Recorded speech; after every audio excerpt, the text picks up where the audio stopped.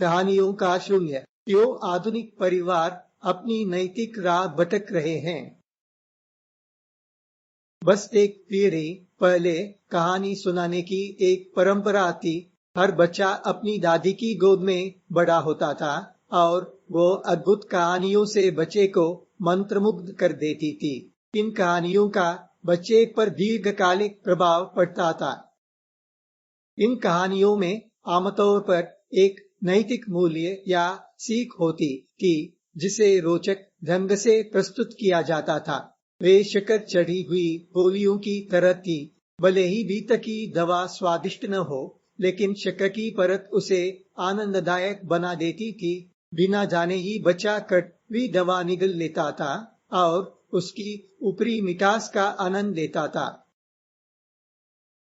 हमारा मस्तिष्क दूसरों की नकल करने में निपुण होता है और जरूरी नहीं कि ये दूसरे वास्तविक लोग ही हो। वे कहानियों के काल्पनिक पात्र भी हो सकते हैं। इसलिए कहानियों का वास्तविक उद्देश्य मनोरंजन के बहाने व्यक्तित्व को आकार देना है। यहाँ मैं उस प्रक्रिया की बात कर रहा हूँ जिसमें बच्चा बड़ा होते हुए अपना व्यवहार विकसित करता है। हम अक्सर उन आंतरिक आवाजों के बारे में बात करते हैं जो हमें निर्णय लेते समय मार्गदर्शन देती हैं। हम उसी के आधार पर कार्य करते हैं जो मानो हमारे भीतर से उठता हुआ प्रतीत होता है।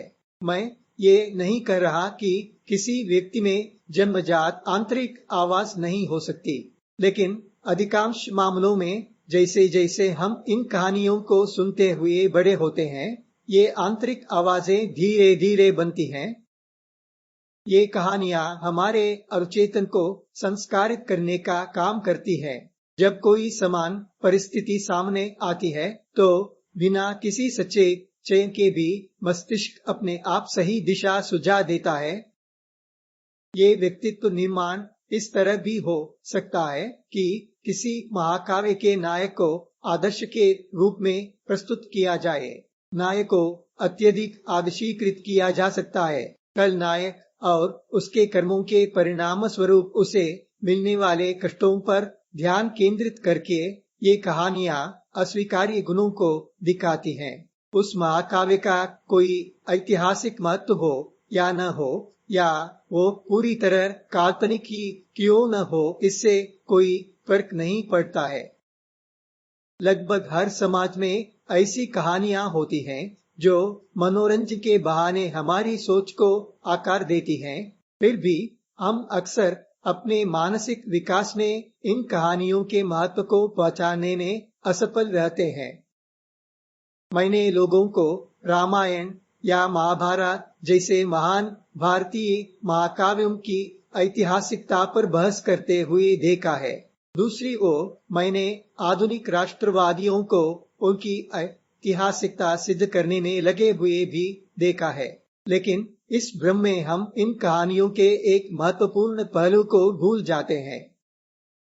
रामायण या महाभारत जैसे भारतीय महाकाव्य उद्देश्यपूर्ण कथनों से भरे हुए हैं। उनका चित्रण यथार्थ से अधिक नाटकीय होता है। नायक हर तरह से प्रशंसनीय होता है और कल नायक हर तरह से घृणा के योग्य होता है। ऐसा चित्रण इन कहानियों को अवास्तविक और काल्पनिक जैसा दिखा सकता है। कई लोग इन्हें केवल मिथक कहकर खारिज कर देते हैं। कुछ लोग इनमें ऐतिहासिक सच्चाई और वास्तविकता खोजते हैं, लेकिन यही हम गलती करते हैं। वास्तव में ये कहानियां अपनी ऐतिहासिक सटीकता से अधिक मन पर अपने प्रभाव के कारण अधिक मूल्यवान है। ये केवल भारत तक सीमित नहीं है। दुनिया का हर समाज, चाहे उसकी धार्मिक पृष्ठभूमि और इतिहास कुछ भी हो, इस चरण से गुजरा है।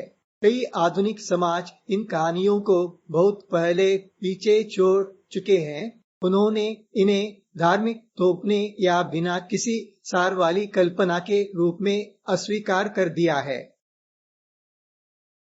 सौभाग्य से भारत में अभी भी बहुत से लोग कहानी सुनाने की परंपरा को पसंद करते हैं।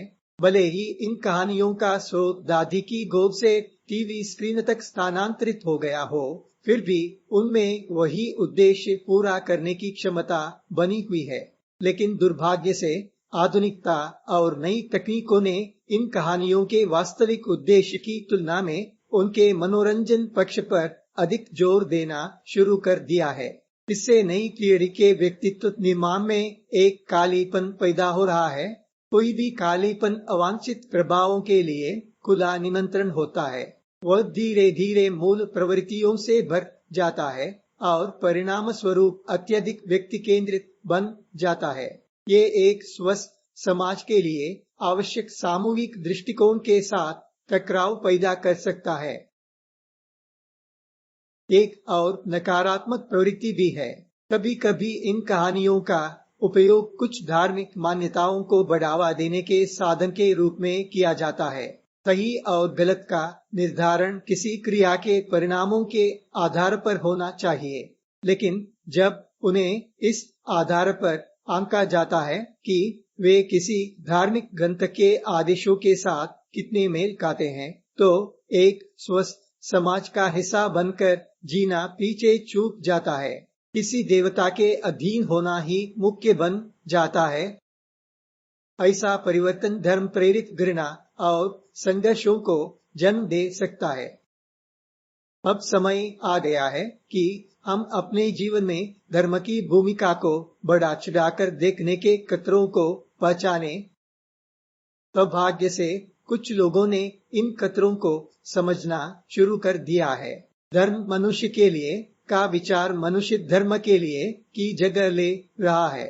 ये एक बहुत ही उत्साहजनक विकास है।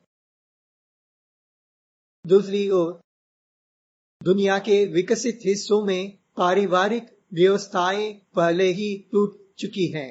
दादियां वृद्धाश्रमों में चली गई हैं या अकेले रह रही हैं। कोई कहानी सुनाना नहीं है, सिर्फ अकेलेपन की कहानियां ही बची है। आंतरिक आवाजें अब मूल प्रवृत्तियों द्वारा निर्देशित हो रही हैं। भारत जैसे देशों में भी एकल परिवार तेजी से बढ़ रहे हैं, जिससे बढ़ते हुए बच्चे के मन में एक कालीपन पैदा हो रहा है।